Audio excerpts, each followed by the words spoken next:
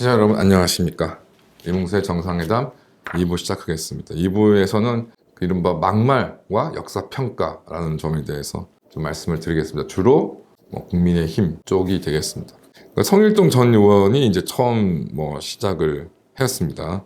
3월 3일 날 서산장학재단 장학금 전달식에서 19세기 일본 청년들의 영국 유학 사례를 소개하면서 이토 히로부미가 한반도에 끔찍한 사태를 불러온 인물이고 그만큼 우리에게 불행한 역사이지만 일본이 우리보다 먼저 인재를 키웠던 선례라. 그다음에 장학사업에 여기에 대해서 논란이 벌어지니까 장학사업의 중요성을 언급하는 과정에서 취지와 다르게 비유가 적절치 못했던 걸 송구스럽게 생각한다며 사과를 했습니다.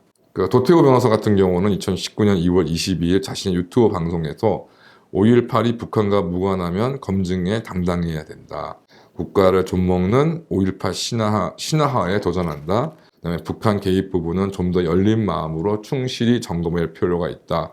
의혹은 결코 공상적이거나 근거가 아주 희박한 것은 아니다. 5.18은 자유민주화적 요소가 있지만 북한 개입 여부가 문제된다는 것은 상식이다. 이런 것들로 이제 공천이 결정된 후에 이제 논란이 되자 3월 9일 날 5.18 민주화 운동에 대한 5년 전 전제되지 못한 개인적인 발언들로 심려를 끼쳐드린 점에 대해서 진심으로 사과드린다라고 이제 사과의 의사를 밝혔습니다만은 결과적으로 거듭된 논란 속에서 이제 공천이 취소가 되었고요. 장해찬 후보의 경우는 굳이 말씀드리지 않겠습니다. 장해찬 발언 같은 경우는 역사적 평가하고도 관련이 없으니까요. 그간 최근 10년을 보아도 천안함 사태, 폭침, 연평해전, 목함질의 도발, 그다음에 세월호 사건 등 사실 참 우리나라와 사회를 뒤흔들었던 또 엄청난 피해가 발생했던 그런 일들이 많이 있습니다. 당연히 돌아가신 분들, 부상을 당하신 분들 이런 분들만 계신 게 아니라 또 그분들의 가족이 있기 때문에 이런 부분에 대해서 주장, 다양한 것은 당연히 좋은 것이라고 생각이 들고 권장되어야 될 일이라고 생각합니다. 다만 이제 앞서 말씀드린 것처럼 직접적으로 피해를 입으신 분이 있고 상처를 갖고 계신 분들이 있기 때문에 이제 엄밀한 책임 의식이 좀 필요하다. 어떻게 옳고 그름을 떠나서 일단 감정적으로 자신의 가족이 희생당하게 되면 그에 대해서 이러고 저러고 논란되는 것 자체가 굉장히 큰 고통이 될 수 있기 때문에 그 내용들이 엄밀하고 정확하지 못한다면 그 고통의 수준은 더 배가 될 것이라고 생각합니다. 소장님도 그렇고 저도 그렇고 특히 5.18 문제에 대해서는 여러 가지 다양한 토론, 워낙 의미가 크고 상황이 복잡한 사건이었기 때문에 희생자도 많고 이렇기 때문에 그것을 일률적으로 정리한다기보다는 계속적으로 논의가 되고 토의가 돼야 된다고 생각합니다. 또 지난 40년이 넘는 세월 동안 여러 억측과 주장이 혼재를 했습니다. 그렇기 때문에 더더군다나 이게 정리가 돼야 되고 또 새로운 연구가 진행돼야 됩니다. 그렇지만 당시에 또 국내 언론이 이제 비록 차단당하게 했습니다만은 외신들은 광주 현장에 있는 경우들이 대부분이었고 이들이 무슨 조사관들처럼 어떤 엄밀한 내용을 조사하지는 못했겠습니다만은 대충의 어떤 분위기, 어떤 사실들은 기본적으로 취재가 되어 있다고 생각합니다. 또 게다가 이제 국내 기자로는 몇 안 되는 조갑재 기자가 당시 광주에 들어가서 직접 다 취재를 또 한 적이 있는데 이분이 북한 개입설에 대해서는 좀 명백히 반대하는 입장입니다. 물론 이것을 주장하시는 분들 입장에서는 본인이 다 광주에 대해서 확인한 것도 아닌데 어떻게 그렇게 얘기할 수가 있느냐라고 반박하실 수 있습니다만 나름 또 이분은 이분대로 자신이 직접 짧은 시간이나 상당 시간을 취재를 했기 때문에 이 부분에 대한 생각이 나름 있을 수가 있으신 거죠. 근데 이것을 두고서 완전히 죽일 듯이 서로 그냥 맹목적으로 또 싸우는 일들을 많이 발생을 하였다는 것이고요. 결과적으로 현장에서 이제 아마 주로 광주시 당시 전남도청 이 주위에 아마 조갑재가 있었을 것 같은데 그런 내부에서는 이제 그런 분위기를 느끼지 못했다는 것이겠죠. 당연히 그렇다고 해서 이에 대한 의문 제기가 불가능하냐 그렇게 생각하지는 않습니다. 근데 미국도 이제 이러저러한 상황들을 좀 파악이 되어 있을 것이고 여기에 대한 자료들이 미국이 확보되어 있을 거라고 좀 생각이 좀 드는 것인데요. 만약에 이 부분에 대해서 막연히 북한의 증거들이 있는데 이걸 어쩌라는 말이냐는 것으로 넘어갈 일이 아니라 최소한 미국적 자료라도 공개를 신청하던가 해서 이거를 확인을 통해서 북한군이 개입을 했니 어쩐 이런 부분을 좀 근거 있게 주장해야 되는 또 책임이 있다고 생각합니다.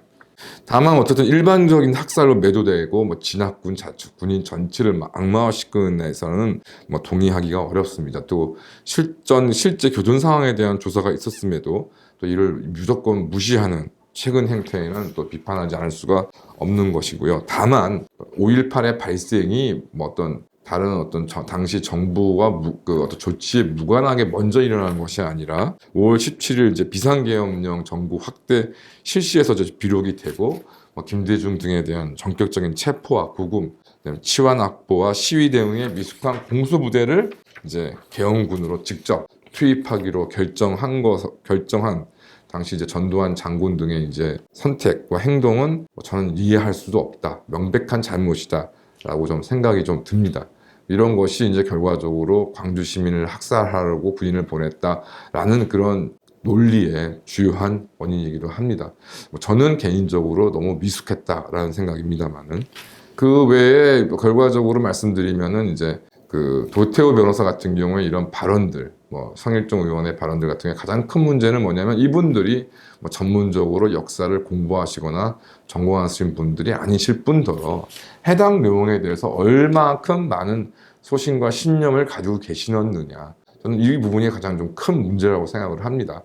자신이 잘 알지 못하는 부분에 대해서는 가급적 이야기를 하지 말 것이고, 또 이야기를 했다고 한다면 그것이 소신과 신념에 따른 것이라면 또 이것을 쉽게 사과하거나 번복할 일이 아닌데, 두 분의 경우 과연 문제가 된 발언을 하시면서 이러한 예까지 이러한 내용까지 얘기를 하는 것이 타당한 것인가에 대한 어떤 본인의 어떤 연구가 제대로 있으셨던가, 논란에 대한 어떤 집장이 서 있었던가, 그런 것들이 좀 문제가 된다고 생각이 좀 들고요. 결과적으로 전문가적인 식견과 신념에 의한 발언이라는 것이 사과 자체가 말이 되지 않고 공천이라고 무엇과도 비교돼서는 안 된다고 생각합니다. 반면에 최근 이제 미국 대선 국면을 두고서 펜스 전 미국 대통령과 헤일리 전 유엔 대사 같은 경우는 자신의 신념에 따라서 트럼프 이제 공화당 후보로 결정된 트럼프에 대한 지지는 표명하지 않거나 거부를 하고 있습니다. 왜냐하면 정당과 이념, 선출, 그다음에 트럼프가 재선됐을 때의 유불리 등을 생각하지 않고 자신의 신념과 배치되는 것이라면 단호하게 행동한다는 점에서 그래도 이 두 사람을 보면, 펜스 전 부통령과 헤일리 전 유엔 대사를 보면 참 미국 정치가 많이 엉망진창이지만 그래도 우리나라보다는 나은 면이 있다라는 생각을 하게 됩니다. 결과적으로 누구를 지지한다, 신념을 가지고 있다고 하면 그 요체를 구성하지 못하는 이들의 한계를 보는 거로 생각이 좀 들고요. 결과적으로 운동권 청산이냐 정권 심판이냐의 문제는 지엽적입니다. 지금 현재 제일 문제가 되고 있는 의료 파업, 그다음에 저출산 문제, 조국 사태 등을 두고서 보다 큰 안목으로 접근해야 할 때로 좀 생각이 들고요. 이러한 부분에 있어서 민주당에도 천안함, 폭침, 그다음에 연평해전 등에 대해서 정말 어마어마하게 막말과 정말 유족과 그 국가를 위해 희생하신 분들과 그 유족들에 대한 모욕을 일삼은 자들이 한둘이 아닌데 이 부분에 대해서는 제대로 공격하지 못하는 그런 모습들이, 그런 것들이 오히려 국민의힘이 반성해야 될 부분이라고 생각이 좀 들고요. 선거를 앞두고 막말에 대한 부분보다 자신들의 어떤 역사적 문제에 대한 신념을 조금 더 세우고 가다듬는 경우가 되었으면 합니다. 감사합니다.